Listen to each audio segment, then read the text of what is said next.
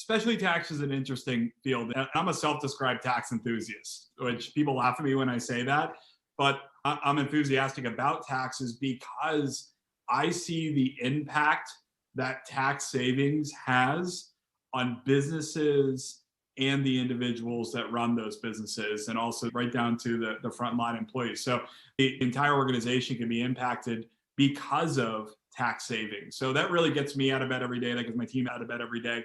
And the specialty tax landscape is really, really unique. So generally the way that I describe it is everyone has, hopefully, every business has an accountant, somebody that they work with, a trusted advisor. They do a great job.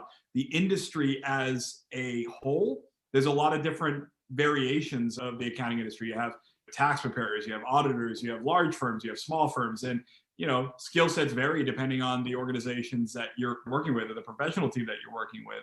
But the most significant component about specialty tax is this: Congress is passing a lot of policy through taxation. So if you're passing policy and it ends up in a tax code, it doesn't necessarily relate to accounting, which is kind of crazy. When you think about taxes, you think, oh, I have an accountant. It's an accounting exercise. It's a financial exercise.